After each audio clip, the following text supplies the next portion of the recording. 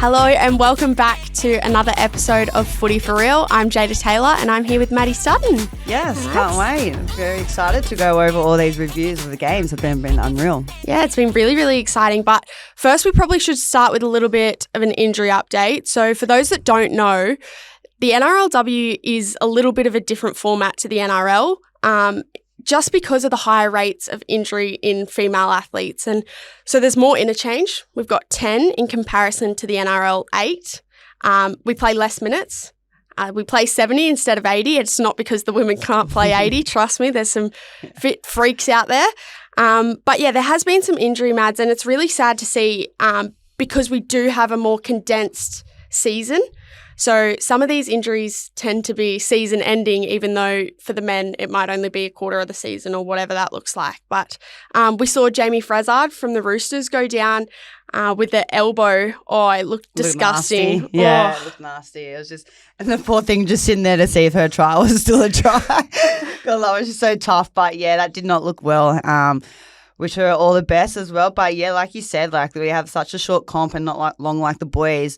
When you get injured, it's so nerve-wracking as well and waiting for the results, because if you get long season injury, you're pretty much done. Or even if you do get maybe 6 weeks or 7 weeks, that's pretty much done as well. So it's really hard, and I feel for these girls, especially your teammate, Minna Hanisi. So she's done an ACL. She's been unreal for the last, obviously, 2 years and just trying to get back into her game. And she was having an unreal game last week as well, and to get that I know, injury. Just got over the line too. Oh. She was pumping along in that game, and really sad to see. There's been so many ACLs in the women's game, and I think that's just women's sport in general. There's been a lot in soccer, a lot in the NRLW last year, me being one of them. It's an awful injury, and we've all gotten around Minna a lot. Yeah, do you reckon it's because we have such a massive gap before our season?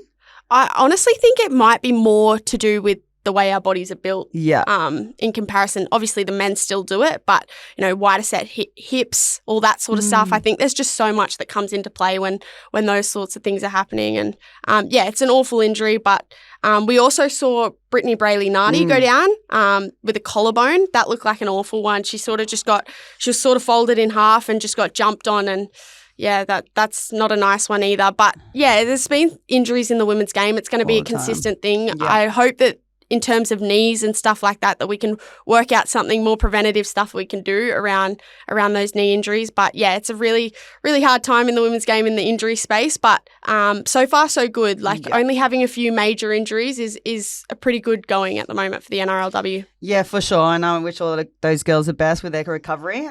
But yeah, it's not a good thing to see. But as you said, it's a contact sport as well. So these injuries are a part of our game, and shit happens. Shit happens. Setbacks come, and it's how you come back from your setbacks. Yeah. Well, let's get right into the round 2 review, Mads. And the first game on Thursday night was the Tigers versus Bulldogs. It was a very close game, 12 points to 8 with the Doggies winning. What did you think of the game? Yeah, so I think it was a grind of a game. It was a bit of a battle back and forth in the middle position, kick for set. But there was quite a few mistakes early on. But then, they did grind it out, and it was just wondering who was going to break that line and go for these tries. But obviously, Bulldogs scored after, I think it was maybe nearly 8 minutes to the second half. That's when the first try came through. So, it was just a back-to-back battle. But the Tigers held through with the Bulldogs because they have a massive forward pack.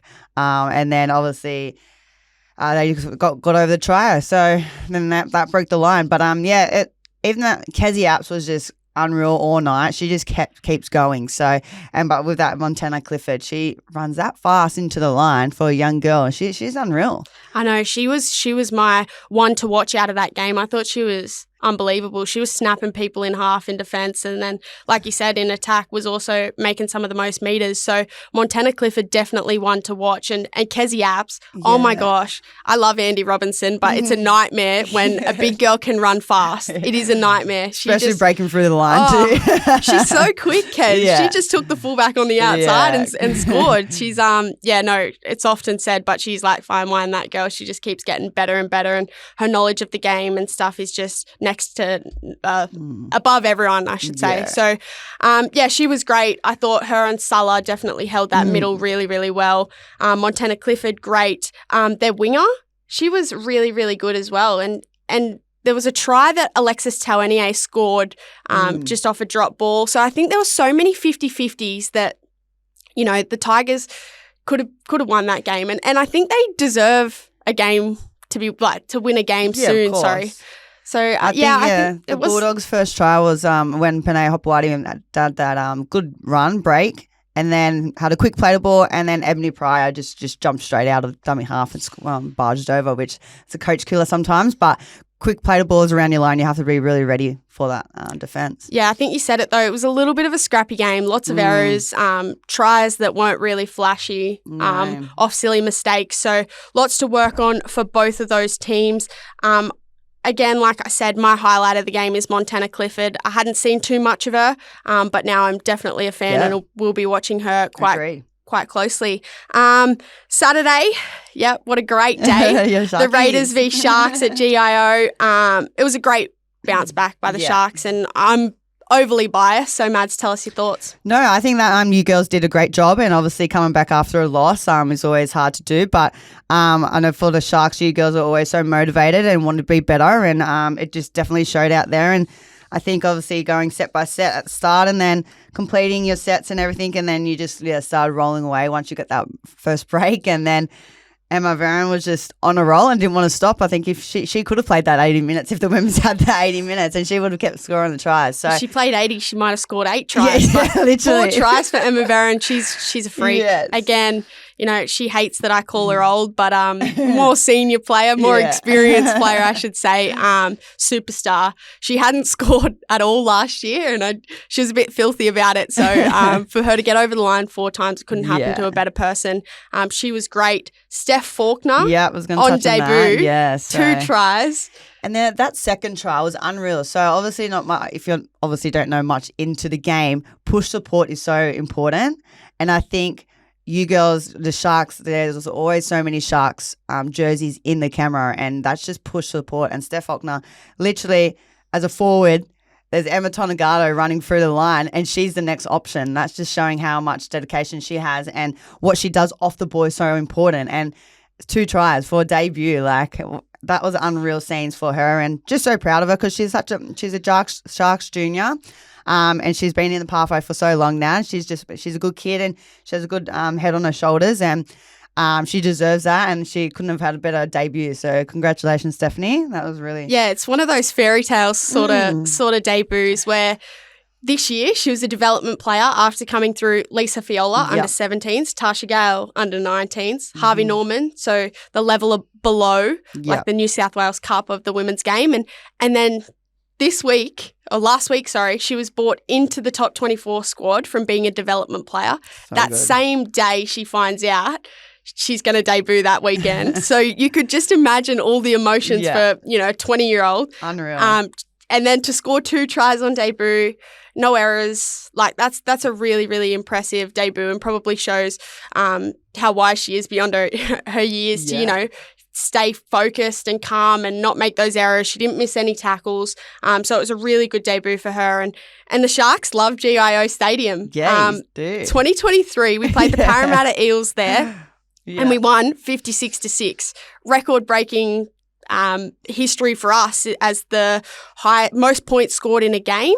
And then we go score the exact same amount of points. It was 56-6 again on the weekend. Crazy. So really impressive from the Sharks, and I think it's a really good bounce back, as I said, from losing to the Parramatta Eels.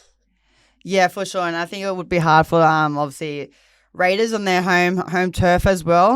They'll have a lot of disappointment, but I'm not backing down on them. They obviously everyone has their hard weeks and everything, and I reckon they'll bounce back and they'll go for another hard round this week as well. So, but they have a lot of things to do. I think the defence around the ruck, as you girls got them around the ruck a lot, especially with Emma Varon just going straight through the middle sometimes. So, yeah, I think they got a lot of hard work to do, but I think they'll stay tight and they'll bounce back. Yeah, one of those teams that you just can't count out. Yeah.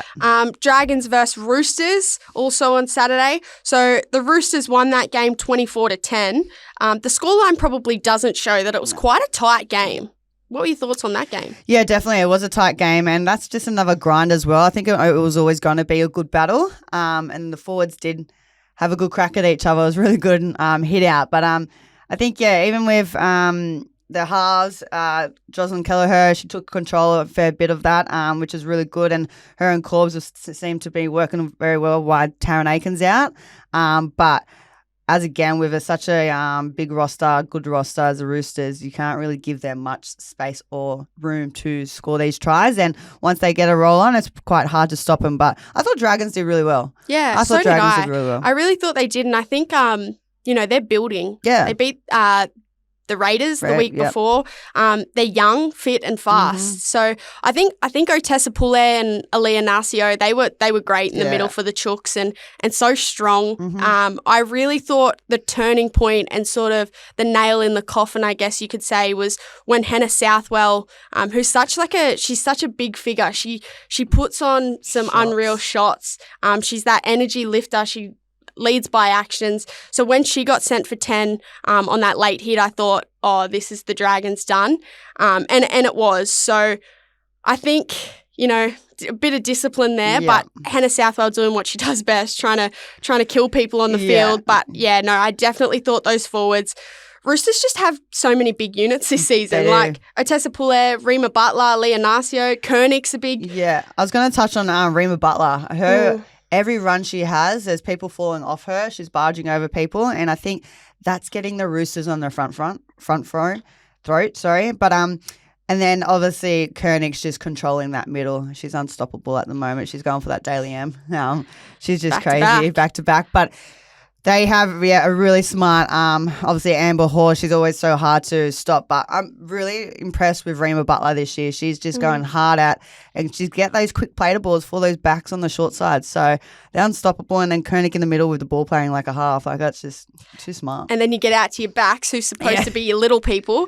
And you've got Isabel Kelly, who is running nearly 300 metres a game. She's a nutcase. And Jess Surgis, who's another nutcase. And with Logan Fletcher, I just want to touch on that. It was an unreal debut as well. There's all these young girls coming through. Logs played in the Origin Women's 19s as our fullback, and she had a great year through Tasha Gale as well, and she's just another one that she got a call up that week, and she was a development, and she just went straight in, did her role, and scored on debut, and did a little gritty as well, the celebration.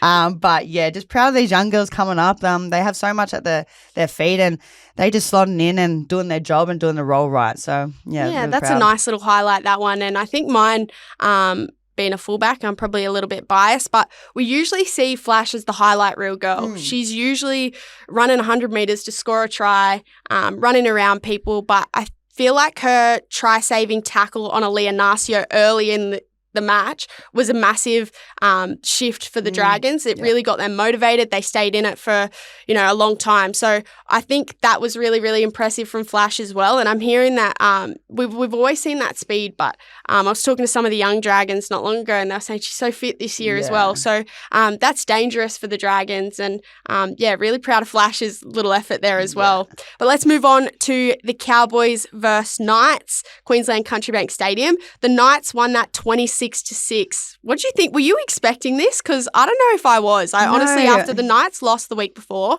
and the Cowboys won, I thought this could have easily flipped. Yeah, I was thinking the same. And obviously at Townsville, the Cowboys are always hard to play there. And Knights turned it around. Knights really did turn it around. And I think Jessie Southwell really took that on their shoulders, and she did a big role there. But like their middles just obviously taken the front control there. But didn't seem that like Cowboys had much. I know Kira was trying so much. She had that repeat set of like kicking it in goal and stuff. But they just, there wasn't much to give against the Knights.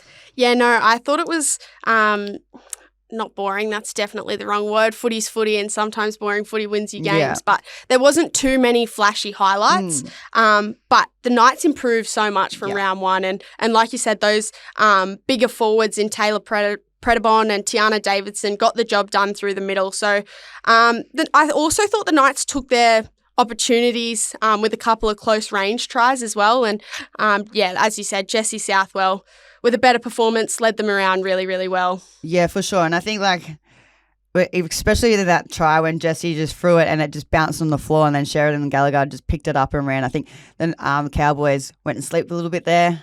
We just got to stay on your toes and be ready for anything, especially with the Knights with Jesse Southwell in the team. Sheridan picked it up and scored a good try, and she's hard to stop, very close to the line. Yeah, I wanted to talk about that try too, because my highlight of the game, Sheridan Gallagher's post-try celebration. She brought back the old grenade throw, recreating Fletcher's try celebration from New South Wales Origin back in the 2000s, the early 2000s. Try July. How good's it been, Mads? Oh, it's been unreal. Some of the girls are pulling out these celebrations are unreal and quite funny. They're doing all like throwbacks. Yeah, so good. We've seen Zali Hopkins recreating Mark Piggy-Riddell's classic jump the fence and clap for yourself sort of thing, which he was a part of the coaching staff too. So it's really cool to see she did that and they pan up and show him in the box. So I thought that was a really, really cool one. And the Raiders girls milking the cow, I thought that was pretty iconic. I know it wasn't put anywhere and people thought it was a little bit inappropriate and stuff. And I seen that Millie was actually talking about it on a potty as well, but yeah, no, I thought it was hilarious. I think she's a farmer and she also, Canberra milk is iconic. Yeah, exactly right. So why shouldn't she be able to do that? So yeah, there's been some really good ones. I know the Sharks Queen Quincy got up and did like a royal wave and I was like, oh my God, what is this girl doing? Moving on now to the Warriors versus the Eels. First home game for the Warriors and wow, they came to play. They did, and they didn't let their fans and family down. Obviously, that's a big occasion for the Wars, and just really proud of them. They obviously come back in the competition. They came up against the Roosters, the Premiers, had a hard draw, and then they come back the second round and have their home game and against the Eels. And the Eels have been going unreal, and they obviously with Rachel Pearson in the team as well. So they stuck to it, and I'm so proud of them. And the tries were great. And they obviously went out to get their first try on the wing. So, it was awesome. Yeah, 14-0 I think is really impressive. And I think what they'll be most pleased with is that duck egg, that nil scoreline for the Eels, which is hard. I do think that the Eels were off their game. Yeah. It didn't look like the Eels from round one when they beat the Sharkies. So, I honestly wasn't the best game to watch for the Eels, and I think there'll be a lot done in review. But Michaela Brake, we spoke about her in our last episode, Mads, and she is a try-scoring machine. We know that. I did say she was built like a brick shithouse, and I hope she doesn't kill me for that because she could definitely run over the top of me if she wanted to. But she was making breaks. Yeah. Iconic, right? Yeah. Michaela Brake making breaks. But yeah, she was making breaks all over the field. She scored a good try. Yeah. That was great to see. But I was so impressed with how strong she is. And some of these rugby converts coming over, Patricia Maliepo, the 6, she was great as well. And I just think that they've picked it up so well. And I know there was a lot of fans there, which was really, really exciting. We also touched on that. We really wanted the Wires to bring over all those new fan base from rugby or wherever it was. So it was really, really good to see those. My highlight of the game was the Warriors' defence. Yeah. I can't go past it. Keeping a side to nil is really, really impressive, especially a side like the Parramatta Eels. Yeah, definitely. And I think they just showed that pride in their jersey, their defence, and their scramble was really good as well. Eels did throw a bit at them, but they just kept turning up for each other, and it was really good to see. So, then obviously they got to back up and have another big game this week as well. So it should be interesting. Our last game of the round was the Titans versus the Broncos. The Broncos smashed it, 44-4. Thoughts on that game, Mads? Yeah, they came out firing. And once I knew that first 5 minutes, and they were on, even leading into the 10-minute mark. But yeah, it was crazy. Just try after try after try. So, and once they're on, they're hard to stop. And I think they're putting a statement on this competition this year very early. Yeah, it's got strike everywhere. Yeah, Tamika Upton in there, like, what else do you have to do? Say less, honestly. Say less. That girl is a freak. But yeah, I think I'm really impressed with how mobile their pack is. Yeah. They got girls who are really... Bree Spreadbar. Yeah. I was really impressed with her. I hadn't heard too much about her or watched her that much. She was really good. And when Tamika went off with that leg injury, which we hope she's okay, but Brees Bredwell went to the wing. Yeah. And I'm like, she started at lock. You don't see that too often that when you've got a shift and Hayley Maddie went from the wing to fullback, you don't usually put your lock on the wing. You don't. So really, really impressive from her. I think, I think that's something that's such a benefit to them. They look fit. Yeah. Gail Broughton was firing. Tamika Upton always firing. Yeah. But yeah, that leg injury could upset them. I thought Julia Robinson great. She's strong. She's Yeah, so strong. In the strong. centres, I thought, we might lose how good she was moving her from the wing. Yeah, She's no, such a we're great wrong. winger. We're wrong. Always wrong. Perfect. But no, she was great as well. So yeah, I also talked about Jada Ferguson as my Yeah, player you to did. watch in the first one. She was great. Her try that she scored, just eyes up, bang, bang, through dummies, and her footwork was unbelievable. So another strong game from her, has all the skills, but also showed that running game as well. So she's only young, and I think other than my mate Quincy Dodd, who's a freak, I think she's one of the best nines in the game. Yeah, definitely coming up through the game. And she has a lot of obviously her service is really good as well. So, and she's always she's a touch player as well. So she's always looking up and scanning the line to see what's going on, and she takes the right options at the right times. But yes, even the Broncos push support, that was unreal. Those forwards were making the break. Brees Bredwell was obviously making those breaks, did a good footwork, good ability there, and then obviously push support. There's always someone there to make pushing through the line. So it's really hard to stop a Broncos team right near there. So yeah, Gold Coast do have a lot of work to do though with their defence. Yeah, they do. And Roosters, Broncos and the Sharkies confirming their favouritism, I guess, for the 2025 Premiership in different ways.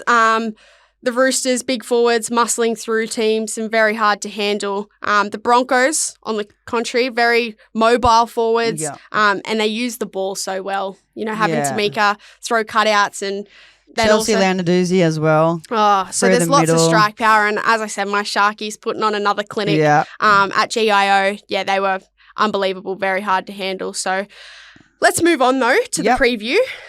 Raiders versus Eels to kick us off. The key matchup for me, Zahara Tamara and Rachel Pearson, both got great kicking games. They're both the sort of halves that you can generally cheat on a little bit as the opposition. You can put another number on that side if you want to sort, where the ball's sort of going.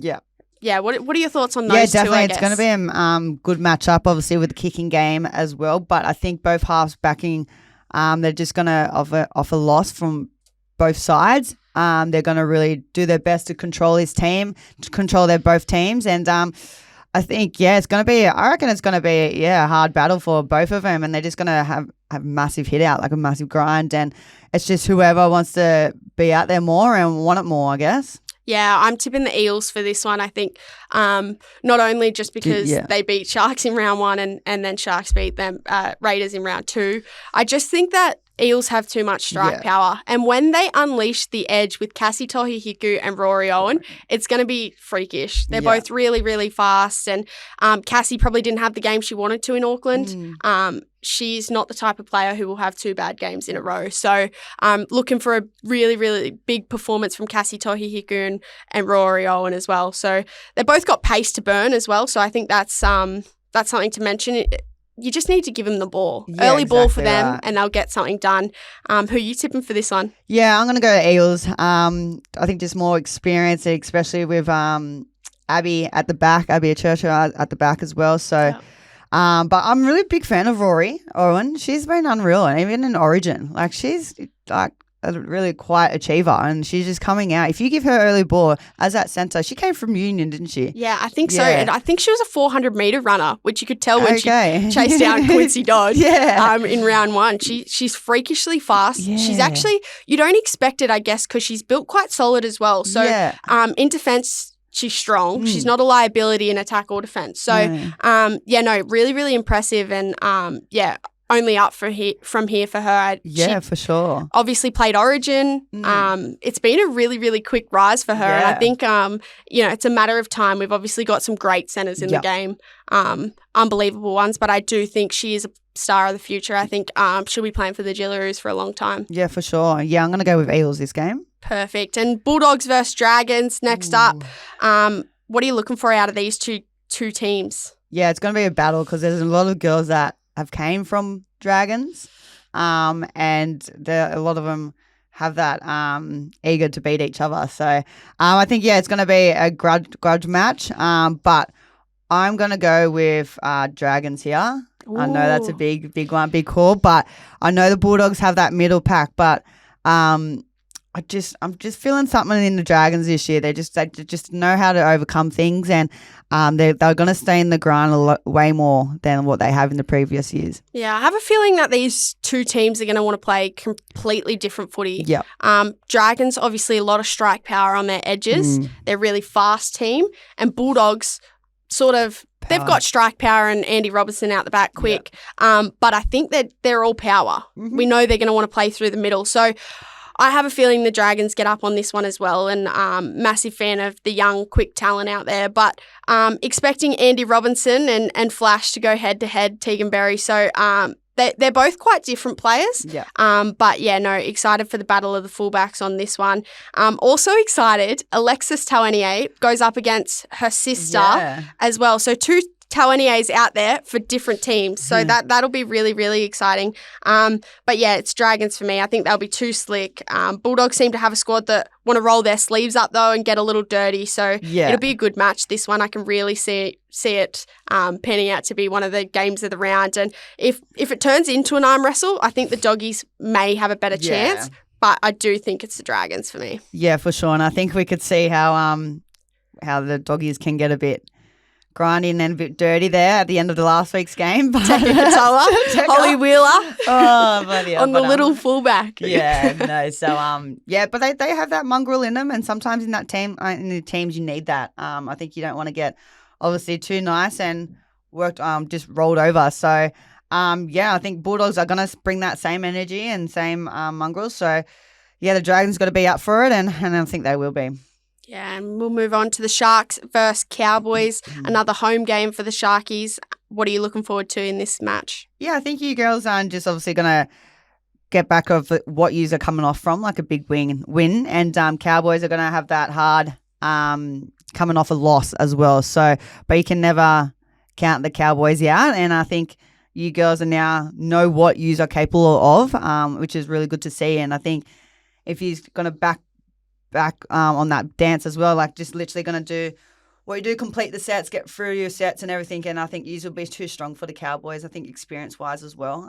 But I think if you use your outside backs, just like how you girls have been, I think it's going to be really hard. But your middles have to obviously do the job, and they're going to have a hard job against the Cowboys because they got a pretty big forward pack as well. Yeah, it pains me to have to talk about the forwards instead of the backs, but I do think it'll be a battle of the forwards as well. Our backs get us out of trouble better than any team, I would say, which our big centres and our wingers who aren't afraid to have those tough carries. But I do think both forward packs, probably a little bit similar in the fact that there is some really experienced players, but there's also a lot of youth coming through. And a matchup I'm probably excited to see is Manolita Takapautolo take on Lily Peacock. Lily Peacock has been really, really impressive. One of those just workhorses, super fit in the middle. But I'm hoping the Sharkies get the job done, obviously. Yeah. I think the Cowboys will be looking to hit back, though, which is always a scary thing coming off a loss. And, I just think after last week, the Sharks will be hard to beat this week. They're probably on a high at the moment. Go on the Sharkies. They're going to be hard to beat, but I think the Cowboys aren't going to shy away either. Yeah, no, I definitely agree. Tigers versus Titans next up. Obviously, both coming off losses. Tigers, though, do you think they take a little bit more out of last week, that tight game?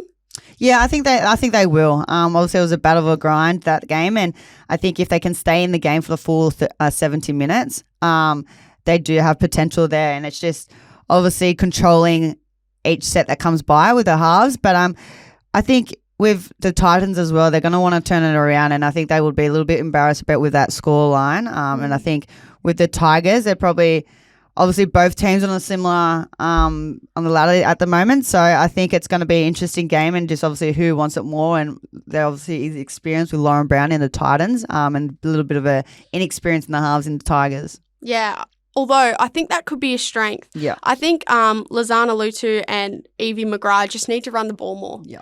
The team looks good when they run the ball. But I think it's a little bit lateral at the moment, just waiting for them to sort of square up and play, which is something that, on the contrary, that Lauren Brown does really, really great. And her kicking game will be really, really important as well.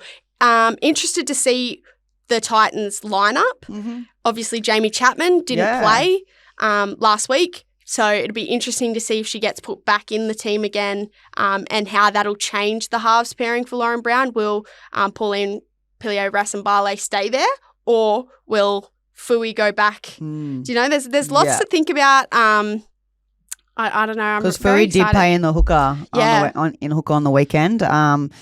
And so, they definitely have players in different positions. But, with Jamie Chapman having a tight hamstring on the weekend, be interesting if she does bounce back for this weekend. They were losing a threat at the back, that's for sure. Yeah, well, I'm tipping the Tigers for this one. I think they deserve a win. Nice. Probably underdogs coming into this one. But the Titans weren't that bad against the Broncos, despite the scoreline. I think, the Broncos were just really, really good, to be honest. Sure. And definitely. They did have a bit of a rough patch, though, and I think that could be costly if you can't pull yourself out of those moments. But, it's Tigers for me. I think they deserve a win, and they're building. So, Yeah, and every game's been tight, so they're just missing out on these wins. So, I'm going Tigers as well. And a roughie, I'm going Kezzy Apps to score another long-range try. She's hard to handle. Broncos versus Roosters. This is probably the matchup of the round. Two of the big dogs going against each other. What do you think? Yeah, I've been waiting for this game, and I think it will just really show where both teams are at, and the quality team, quality players, and it's going to be a really good game. And I think looking forward to this forward matchup, but also the backs as well, because both teams are just vital everywhere. Obviously, Tamika, we don't know. There's a question mark around that. We don't know about Taryn Aiken as well, if she comes back in the side. So, it'll be really interesting to see. But the forward pack, like I touched on before, Rima Butler, Amber Hall against her old Broncos team as well.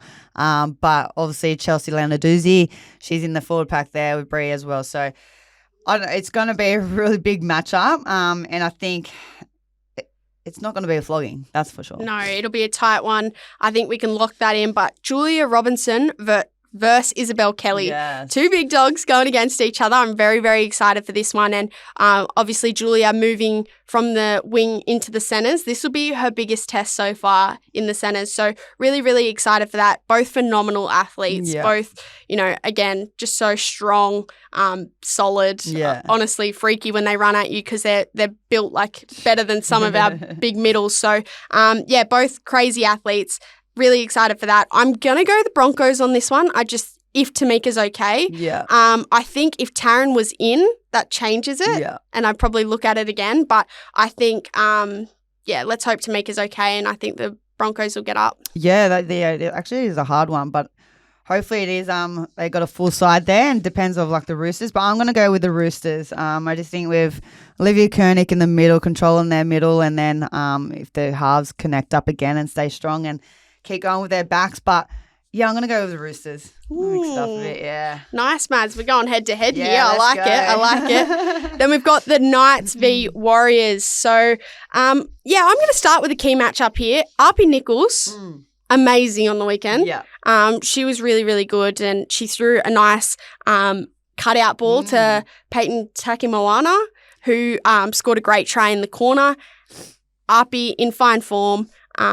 I think it's going to be a good battle between her and Bovete Welsh as well. I think both very experienced, both at new clubs, both great leaders. So excited to see what they can do. What do you think, Matt? Yeah, it's going to be a great matchup. They're both quite similar players as well. They just work hard at the back. They're always pushing around. And Bo put a little grubber in on the weekend for Shanice Parker, and that was a try as well. So they're very handy to have in your team, and just the leadership as well from the back, and they're really good players. So looking for that matchup. It's going to be really good. But it's going to be an interesting game.